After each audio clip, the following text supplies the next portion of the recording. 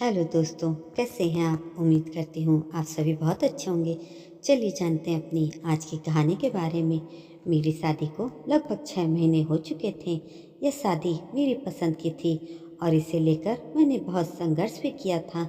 हमारे परिवार में यह पहली बार हुआ था कि किसी ने अपनी मर्जी से शादी की हो। लड़की मैंने खुद पसंद की थी। माँ बाबा को मनाने में मुझे बहुत मशक्कत करनी पड़ी थी, लेकिन आखिरकार वे मान ही गए। धीरे धीरे बाकी रिश्तेदारों को भी मना ही लिया गया।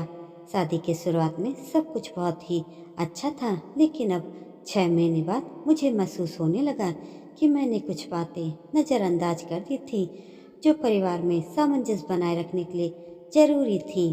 शुरुआत में माँ बाबा दोनों ने ही रेशमा को बहुत प्यार दिया और घर के सभी रीति रिवाज सिखाने में कोई कसर नहीं छोड़ी थी।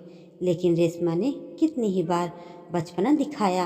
वह शादी से पहले जैसी थी वैसी ही बनी रही। उसने एक बार भी यह नहीं समझा कि अब वह एक परिवार का हिस्सा है जहाँ कुछ जिम्मेदारियाँ निभानी होती हैं।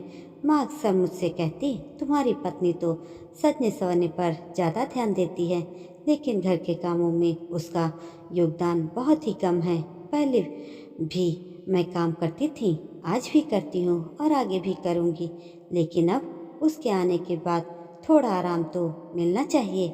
मैं थोड़ा सोच में पड़ गया तब कि रेशमा को यह सब कैसे कहूँ। एक दिन मैंने उससे बात करने का फैसला किया। मैंने तब उससे पूछा, रेशमा, जो खाना तुम खाती हो वह कौन बनाता है? उसने मुझसे कहा, माँ बनाती है। मैंने फिर उससे पूछा, कपड़े कौन धोता है?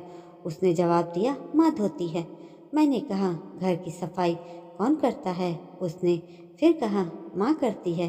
फिर मैंने उससे पूछा, तुम दिन भर क्या करती हो? तब उसने जवाब दिया कि मैं अपना कमरा ठीक करती हूँ, तैयार होती हूँ, नाश्ता करती हूँ और फिर टेलीविज़न या इंटरनेट पर शो देखती हूँ और शाम तक आपका इंतज़ार करती हूँ। मैंने उससे कहा, अगर हम माँ बाबा से अलग हो जाएं तो? उसने तुरंत मुझे जवाब दिया, यह तो अच्छा होगा, मैं खुलकर अपनी ज़िंदगी जी पाऊंगी। ये सब सुनकर मैं थोड़ी देर शांत रहा। फिर उससे पूछा, लेकिन जब माँ नहीं होगी तो खाना कौन बनाएगा? उसने मुझे फटाक से जवाब दिया, हम नौकर रख लेंगे। तब मैंने उससे पूछा, रेशमा, क्या तुम इस घर को अपना मानती भी हो? उसने कहा, हाँ। जब तुम इस घर को अपना मानती हो तो फिर तुम इसकी देखभाल में योगदान क्यों नहीं देती हो? यह घर हम सभी के लिए एक सपने जैसा है। क्या तुम अपने इस घर को नौकरों के भरोसे पर छोड़ सकती हो? वो अब थोड़ा सोच में पड़ गई और उसकी आंखें भी नम हो गई थीं। उसने शायद पहली बार इस बारे में सोचा होगा। मैंने उससे समझाया कि माँ पहले भी सारा काम करती थी और आज भी करती है, क्योंकि वह इस घर को अपना समझती है। अगर तुम भी उनका हाथ बटाओगी तो माँ को थोड़ा आराम मिलेगा और अच्छा भी लगेगा। घर का काम हमारा अपना होता है, इसे बांट कर करने से समय भी बचता है और काम भी जल्दी खत्म होता है।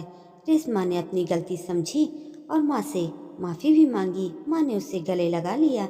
अगले दिन से रेशमा ने घर के कामों में माँ का हाथ बटाना शुरू कर दिया।